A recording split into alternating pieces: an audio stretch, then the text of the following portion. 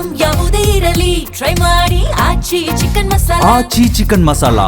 ಹಾವೇರಿಯಲ್ಲಿ ಕಾರ ಹುಣ್ಣಿಮೆ ಉತ್ತರ ಕರ್ನಾಟಕ ಭಾಗದಲ್ಲಿ ತುಂಬ ಚೆನ್ನಾಗಿ ಆಚರಣೆ ಮಾಡ್ತಾರೆ. ಯಾಕೆ ಅಂತಂದರೆ ಮಳೆ ಬೆಳೆ ಬರುವಂತಹ ಸಮಯದಲ್ಲಿ ಅಂತಂದರೆ ಮುಂಗಾರು ಪ್ರವೇಶ ಬಿತ್ತನೆ ಮಾಡಿದ ಮೇಲೆ ಜಾನುವಾರುಗಳನ್ನು ತುಂಬ ಚೆನ್ನಾಗಿ ನೋಡಿಕೊಂಡು ಬಂಡಿ ಕಟ್ಟಿ ಈ ಥರ ಕಾರ ಹುಣ್ಣಿಮೆಯಲ್ಲಿ ಜಾನುವಾರುಗಳ ಬಗ್ಗೆ ವಿಶೇಷ ಪ್ರೀತಿ ಇರುತ್ತೆ, ಹೋರಿ ಬೆದರಿಸುವ ಸ್ಪರ್ಧೆ ಇರುತ್ತೆ. ಸೊ ಇಂತಹ ಒಂದು ಸಂಭ್ರಮದ ಕ್ಷಣದಲ್ಲಿ ಹಾವೇರಿಯಲ್ಲಿ ಹೋರಿ ಬೆದರಿಸುವ ಸ್ಪರ್ಧೆಯಲ್ಲಿ ಗುಂಪು ಗಲಾಟೆ ಆಗಿದೆ. ಸ್ವಲ್ಪ ಬೇರೆ ಥರದ್ದೇನೆ ಒಂದು ಸಮುದಾಯಗಳ ನಡುವಿನ ಗಲಾಟೆ ಎಂಬಂತೆ ನಡೆದಿದೆ ಅಂತ ಹೇಳ್ತಾ ಇದ್ದಾರೆ. ಪರಸ್ಪರ ಮಚ್ಚಿನಿಂದ ಹೊಡೆದಾಡ್ಕೊಂಡಿದ್ದಾರೆ ಎರಡು ಗುಂಪು. ಆ ಎರಡೂ ಗುಂಪು ಬೇರೆ ಬೇರೆ ಸಮುದಾಯದ ಗುಂಪು ಅಂತ ಹೇಳ್ತಾ ಇದ್ದಾರೆ. ಹೋರಿ ಬಿಡುವಾಗ ಏನೋ ಪಟಾಕಿ ಕಿಡಿ ಸಿಡಿದಿದ್ದಕ್ಕೆ ಆಕ್ರೋಶ ವ್ಯಕ್ತವಾಗಿದೆ. ಹೀಗಾಗಿ ಮಚ್ಚಲ್ಲಿ ಹೊಡ್ಕೊಂಡಿದ್ದಾರೆ ಹಾನಗಲ್ ತಾಲೂಕಿನ ನರೇಗಲ್ ಗ್ರಾಮದಲ್ಲಿ. ಅದಕ್ಕೆ ಸಂಬಂಧಪಟ್ಟಂತ ಒಂದು ಬ್ರೇಕಿಂಗ್ ನ್ಯೂಸ್ ಇದೆ, ಬನ್ನಿ ನೋಡೋಣ.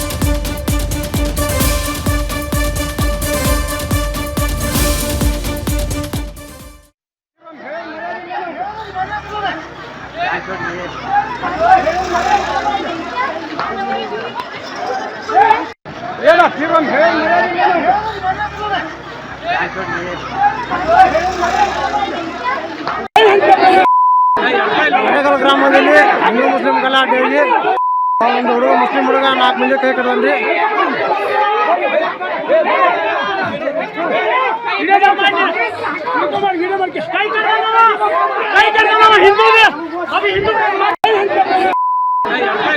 ಗ್ರಾಮದಲ್ಲಿ ಹಿಂದೂ ಮುಸ್ಲಿಂ ಗಲಾಟೆ ಆಗಿ ಒಂದು ಹುಡುಗ ಮುಸ್ಲಿಂ ಹುಡುಗ 4 ಮಂದಿ ಕೈ ಕಡ್ದನ್ರಿ.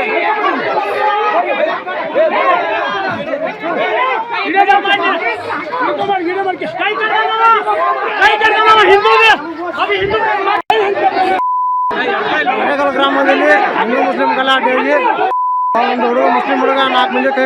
ಒಂದು ಹುಡುಗ ಮುಸ್ಲಿಂ ಹುಡುಗ 4 ಮಂದಿ ಕೈ ಕಡ್ದನ್ರಿ.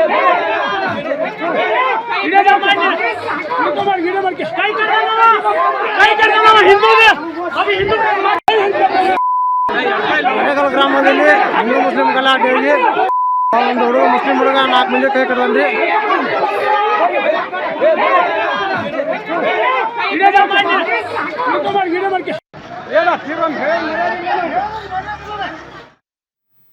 ಎಸ್, ಹಾವೇರಿಯಲ್ಲಿ ಕಾರ ಹುಣ್ಣಿಮೆ ಹಬ್ಬದ ವೇಳೆ ಗಲಾಟೆ ನಡೆದಿದೆ. ಹೋರಿ ಬೆದರಿಸುವ ಸ್ಪರ್ಧೆಯಲ್ಲಿ ಗುಂಪು ಗಲಾಟೆ ನಡೆದಿದೆ. ಪರಸ್ಪರ ಮಚ್ಚಿನಿಂದ ಹೊಡೆದಾಡ್ಕೊಂಡಿದೆ ಎರಡು ಗುಂಪು. ಹಾನಗಲ್ ತಾಲೂಕಿನ ನರೇಗಲ್ ಗ್ರಾಮದಲ್ಲಿ ಈ ಮಾರಾಮಾರಿ ನಡೆದಿದೆ. ಹೋರಿ ಬಿಡುವಾಗ ಪಟಾಕಿ ಕಿಡಿ ಸಿಡಿಸಿದ್ದಕ್ಕೆ ಆಕ್ರೋಶ ವ್ಯಕ್ತಪಡಿಸಲಾಗಿದೆ. ಪಟಾಕಿ ಕಿಡಿ ಮಸೀದಿಗೆ ತಾಕಿದೆ ಅನ್ನೋದಕ್ಕೆ ವಾಗ್ವಾದ ನಡೆದಿದೆ ಅಂತ ಹೇಳಲಾಗ್ತಾ ಇದೆ. ಕೈ ಮಿಲಾಯಿಸಿ ಹೊಡೆದಾಡ್ಕೊಂಡಿದ್ದಾರೆ ಗ್ರಾಮಸ್ಥರು. ಸುಮಾರು 74 ಜನರಿಗೆ ಗಾಯಗಳಾಗಿದ್ದು ಆಸ್ಪತ್ರೆಗೆ ದಾಖಲಾಗಿದ್ದಾರೆ, ಚಿಕಿತ್ಸೆ ಪಡೀತಾ ಇದ್ದಾರೆ. ಸ್ಥಳಕ್ಕೆ ಅಡೂರು ಪೊಲೀಸರು ಭೇಟಿ ಕೊಟ್ಟು ಪರಿಶೀಲನೆ ನಡೆಸ್ತಾ ಇದ್ದಾರೆ. ಅಡೂರು ಪೊಲೀಸ್ ಠಾಣೆಯಲ್ಲಿ ಪ್ರಕರಣ ದಾಖಲಾಗಿದ್ದು ನರೇಗಲ್ ಗ್ರಾಮದಲ್ಲಿ ಉದ್ವಿಗ್ನ ಪರಿಸ್ಥಿತಿ ಇದ್ದು ಪೊಲೀಸ್ ಬಂದೋಬಸ್ತ್ ಏರ್ಪಡಿಸಲಾಗಿದೆ. ಉತ್ತರ ಕರ್ನಾಟಕದ ಗ್ರಾಮೀಣ ಭಾಗದಲ್ಲಿ ಈ ಕಾರ ಹುಣ್ಣಿಮೆ ಎಂದು ಒಂದು ರೀತಿ ಇದು ಮಳೆ ಬೆಳೆಯ ಸಂಕೇತ ಅಥವಾ ಮಳೆ ಬೆಳೆಯ ಮುನ್ಸೂಚನೆ ಅನ್ನೋ ಥರದಲ್ಲಿ ಜಾನುವಾರುಗಳನ್ನ ಚೆನ್ನಾಗಿ ತೊಳೆದು ಅವುಗಳಿಗೆ ಸಿಂಗಾರ ಮಾಡಿ ಮತ್ತು ಕರಿ ಹರಿಯೋದು ಅಂತಂದರೆ ಒಂದು ಒಣ ಕೊಬ್ಬರಿಯನ್ನು ಕಟ್ಟಿರ್ತಾರೆ ಮತ್ತು ಕರಿ ಮತ್ತು ಕಂದು ಬಣ್ಣದ ಎತ್ತುಗಳನ್ನು ಓಡಿಸ್ತಾರೆ. ಸೊ ಯಾವುದು ಫಸ್ಟ್ ಹೋಗಿ ಆ ಕೊಬ್ಬರಿ ಹರಿಯುತ್ತೆ ಅನ್ನೋದ್ರ ಮೇಲೆ ಹಿಂಗಾರು ಬೆಳೆ ಚೆನ್ನಾಗಿ ಬರುತ್ತಾ ಮುಂಗಾರು ಬೆಳೆ ಚೆನ್ನಾಗಿ ಬರುತ್ತಾ, ಯಾವ ಮಳೆ ಚೆನ್ನಾಗಾಗುತ್ತೆ, ಯಾವ ಬೆಳೆ ಚೆನ್ನಾಗಾಗುತ್ತೆ ಅನ್ನೋದರ ಮುನ್ಸೂಚನೆ ಅನ್ನೋದು ವಿಚಾರಕ್ಕೆ ಸಂಬಂಧಪಟ್ಟಂತೆ ಎತ್ತುಗಳನ್ನು ಹೋರಿಗಳನ್ನು ಓಡಿಸ್ತಾರೆ. ಸೊ ಇದು ಕಾರ ಹುಣ್ಣಿಮೆಯಲ್ಲಿ ವಿಶೇಷವಾಗಿ ತಿನಿಸುಗಳನ್ನು ಮಾಡಿ ಮೊದಲಿಗೆ ಜಾನುವಾರುಗಳಿಗೆ ಕೊಡ್ತಾರೆ.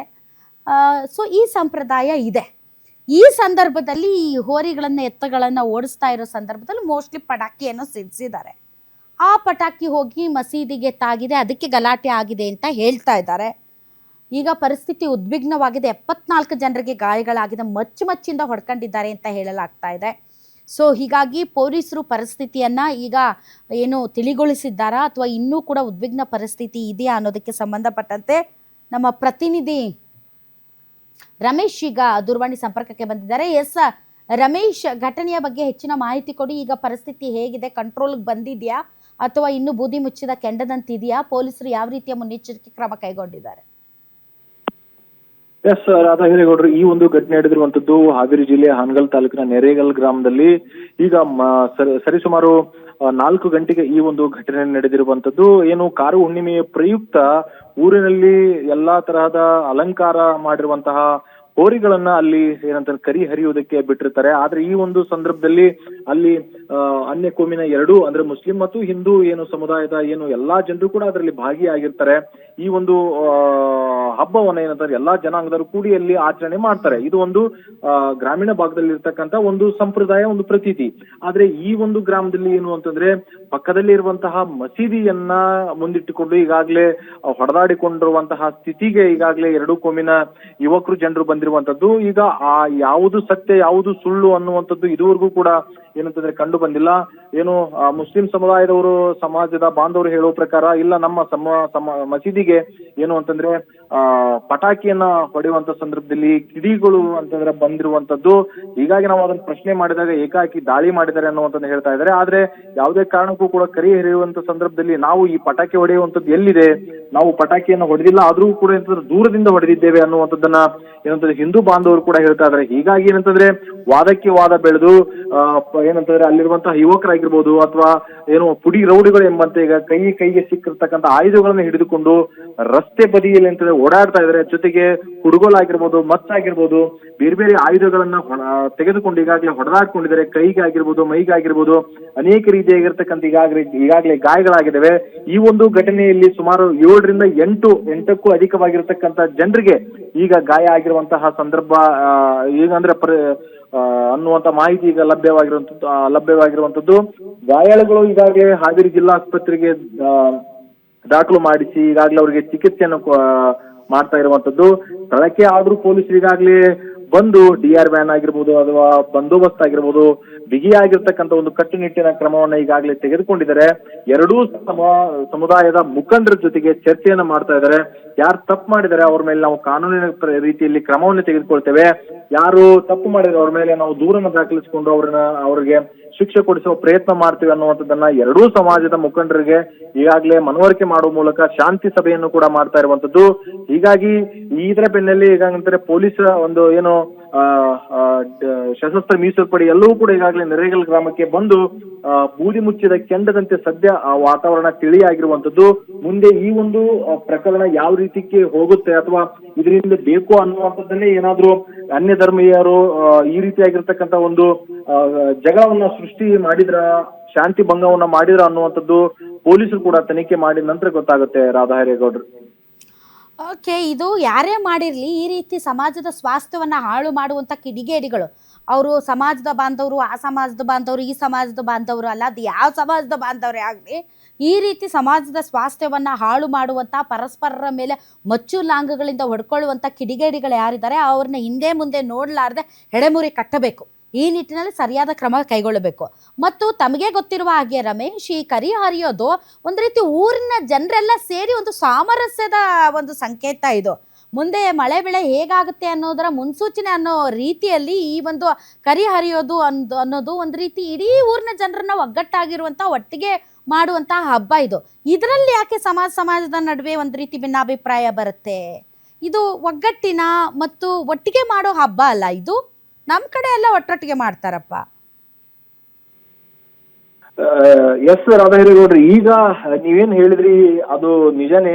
ಯಾಕಂದ್ರೆ ಗ್ರಾಮೀಣ ಭಾಗದಲ್ಲಿ ಈ ಒಂದು ಹಬ್ಬವನ್ನ ಎಲ್ಲಾ ಸಮಾಜದವರು, ಎಲ್ಲಾ ಧರ್ಮದವರು ಸೇರಿಕೊಂಡು ಪ್ರೀತಿಯಿಂದ ಒಗ್ಗಟ್ಟಿನಿಂದ ಮಾಡುವಂತಹ ಈ ಒಂದು ಹಬ್ಬದಲ್ಲಿ ಈ ರೀತಿಯಾಗಿರ್ತಕ್ಕಂಥ ಬೆಂಕಿ ಹಚ್ಚುವ ಕೆಲಸವನ್ನು ಯಾರು ಮಾಡಿದ್ದಾರೆ ಅನ್ನುವಂಥದ್ದು ಇದು ಮೇಲ್ನೋಟಕ್ಕೆ ಈಗ ನಮಗೆ ಬಂದಿರುವ ಮಾಹಿತಿ ಪ್ರಕಾರ ಬೇಕು ಅನ್ನುವಂಥದ್ದನ್ನ ಅಥವಾ ಆ ಊರಿನ ಗ್ರಾಮದಲ್ಲಾಗಿರ್ಬೋದು ಅಥವಾ ಸುತ್ತಮುತ್ತಲಿನ ಬೇರೆ ಬೇರೆ ಏನು ಪ್ರಚೋದನಕಾರಿ ಆಗಿರುವಂತಹ ಕಿಡಿಗೇಡಿಗಳು ಏನಂತಂದ್ರೆ ಈ ರೀತಿಯಾಗಿರ್ತಕ್ಕಂಥ ದಾಂಧಲೆ ಮಾಡೋದಕ್ಕೆ ಕಾರಣಕರ್ತರಾದ್ರ ಈ ಒಂದು ಪರಿಸ್ಥಿತಿಯನ್ನೇ ಏನಂತಂದ್ರೆ ಅವರು ಮುಂದಿಟ್ಟುಕೊಂಡು ಅಂತಂದ್ರೆ ಉರಿಯುವ ಬೆಂಕಿಗೆ ತುಪ್ಪ ಸುರಿಯುವಂತ ಕೆಲಸವನ್ನ ಮಾಡಿದ್ರ ಅನ್ನುವಂಥದ್ದು ಈಗ ಮೇಲ್ನೋಟಕ್ಕೆ ಈಗ ತಿಳಿದು ಬಂದಿರುವಂತದ್ದು.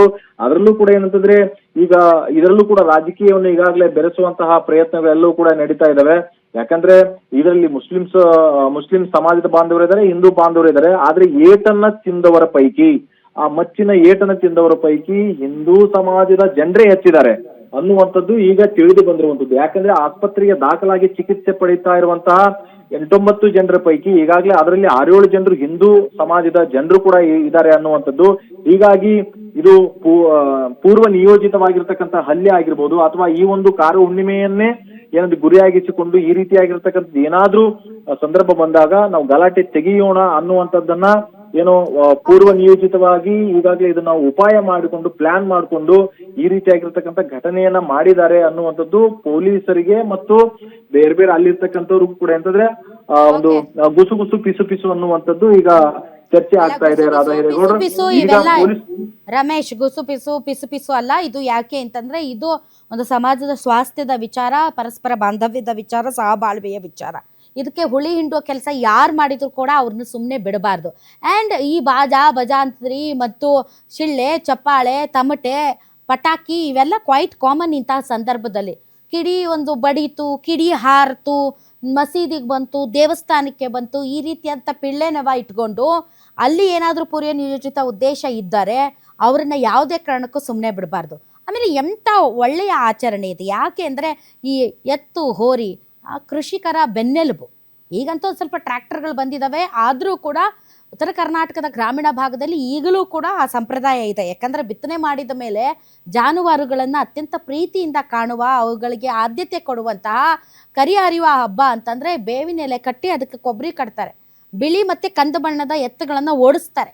ಓಡಿಸಿ ಫಸ್ಟ್ ಏನಾದರೂ ಬಿಳಿ ಎತ್ತು ಹೋಗಿ ಆ ಕರಿ ಹರಿದ್ರೆ ಹಿಂಗಾರು ಬೆಳೆ ಚೆನ್ನಾಗಾಗುತ್ತೆ ಮತ್ತು ಬಿಳಿ ಬಣ್ಣದ ಬೆಳೆಗಳು ಚೆನ್ನಾಗಿ ಬರ್ತವೆ, ಲೈಕ್ ಬಿಳಿ ಜೋಳ ಅಂತವು.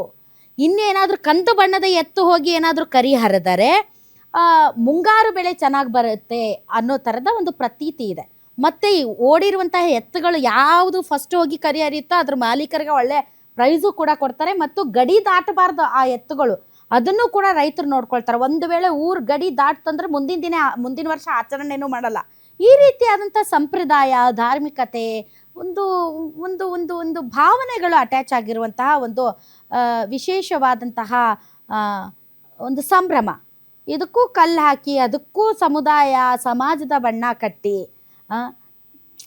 ಏನಾಗ್ತಾ ಇದೆನೋ ಹೇಳೋಕ್ಕೆ ಆಗಲ್ಲ. ಬಟ್ ಡೆಫಿನೆಟ್ಲಿ ಪೊಲೀಸರು ಈ ವಿಚಾರದಲ್ಲಿ ಯಾರನ್ನೂ ಸುಮ್ಮನೆ ಬಿಡಬಾರ್ದು. ಯಾರನ್ನೂ ಧರ್ಮ ಜಾತಿ ಎಲ್ಲವನ್ನ ಬಿಟ್ಟು ಯಾರು ತಪ್ಪು ಮಾಡ್ತಾರೋ ಅವ್ರನ್ನ ಒದ್ದೊಳಗೆ